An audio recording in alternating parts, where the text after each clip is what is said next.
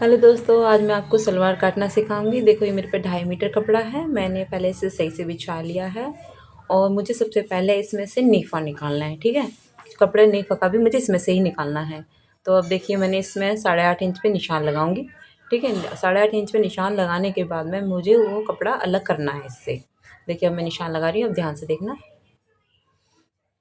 देखो, इस तरह से मैंने इसे काट दिया है और काटने के बाद में इसे मैं अलग रख दूँगी। ठीक, इस तरह से मैंने इसे अलग रख दिया है। उसके बाद में इस कोने से उस कोने को मिला दिया है और डबल फोल्ड करने के बाद में एक साथ रख दिया है। ये देखिए, एक साथ अलग रखने के बाद में इस तरह से मैंने इसको इक्वल रख लिया है। अगर आपको वीडियो पसंद आए तो लाइक करें, शेयर करें, सब्सक्राइब जरूर करें। इस तरह से आपको भी रखना है और रखने के बाद में अब आपको इसकी लंबाई देखनी है। लंबाई कौन सी देखनी है कि आपको लंबाई सलवार कितनी लंबी रखनी है, पहले तो ये ध्यान रखना है। ठीक है, लंबाई रखनी है हमें 36 इंच। ठीक है, देखो इस तरह से फोल्ड करना है जिस तरह से मैंने रखा है। ये मैंने 7.5 पे रखा है। ठीक है, ये देखो 7.5 पे रखा है। इस तरह से 7.5 पे रखने के बाद में मैंने इसमें लंबाई नापी थी। आपकी लंबाई बैठी थी 36 इंच। ठीक है, 36 इंच थी। 36 इंच रखने के बाद में मैंने इसमें से 6 इंच कम करना था। 36 पे 6 इंच कम करेंगे तो हमारे 30 इंच बैठेगी, लेकिन मैं इसमें 31 इंच रखूँगी। ठीक है, क्योंकि आधा इंच ऊपर सिलाई में जाएगा, आधा इंच नीचे सिलाई में जाएगा, तो टोटल मेरा वही बैठ जाएगा 30 इंच का। ठीक है, 30 इंच का बैठ जाएगा। देखो, मुझे इस तरह से निशान लगाना है, आप भी इसी तरह से निशान लगाना। ठीक, ये देखो,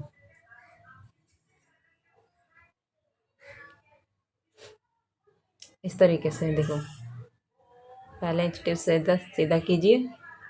टेढ़ा मेढ़ा नहीं होना चाहिए, नहीं तो ज़्यादा या कम हो जाता है। इस तरह से देखो, निशान लगा दिया और इसमें एक ध्यान रखना है, 1 इंच मैंने आगे बढ़ा के रखा है क्योंकि इसमें मुझे चुन्नट भी भरनी होती है, इसलिए 1 इंच एक्स्ट्रा रखनी है। और इसी तरह से मेरे को यहाँ पे 31 इंच रखा है, उसी तरह आपको भी 31 इंच उस साइड में रखना है। देखो इधर से, लेकिन मैंने इसमें ध्यान रखना है कि एक निशान मैंने इस साइड से लगाया है, एक निशान मैंने उस साइड से लगाया, ऊपर की साइड से 31 इंच पे ही। और 1 इंच निशान लेकर जब मैंने निशान लगाया, देखो इस तरह से तिरछा लगा दिया है। ठीक है, 1 इंच छोड़कर जब निशान लगाया है मैंने, देखो इस तरह से लगाने के बाद, और ये नेफे का निशान जो लगाया मैंने 10 इंच पे लगाया है। ठीक है, 10 इंच पे रखने के बाद इसी तरह से मैंने उधर भी 10 इंच पे लगाया है।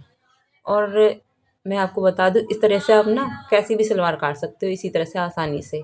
ज़रूरी नहीं 2.5 इंच पे, 2 इंच, 2 मीटर की, 2.5 मीटर की, 3 मीटर की, आप इस तरह से सलवार आराम से बना सकते हो। ठीक है, इस तरह देखो 10 इंच पे रख दिया है। ये मैंने निशान डार्क कर लिए हैं और उसके बाद में मैंने इस कपड़े को जहाँ जहाँ निशान है उसे मैंने काट लिया है।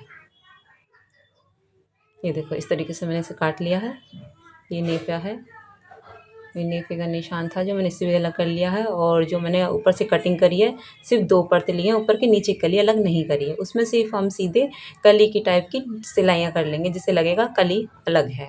ठीक है, और जो कली ऊपर की जो अलग थी, इन दोनों को हम इसमें अटैच कर लेंगे, सिलाई कर लेंगे। ठीक है, इस तरह से वो सिल जाएगी। ये दोनों कपड़े एक साथ हैं, आप इसको अलग अलग कर लेना। ठीक है, उसके बाद में आप इसमें चुन्नट भरना। ठीक है, इस तरह से। ठीक है, इस तरह से चुन्नट भरने के बाद में आपको फिर इस तरह से ये नेफा लगा देना। नेफा लगाने के बाद नीचे से मोहरी बना देना, आपकी सलवार तैयार है।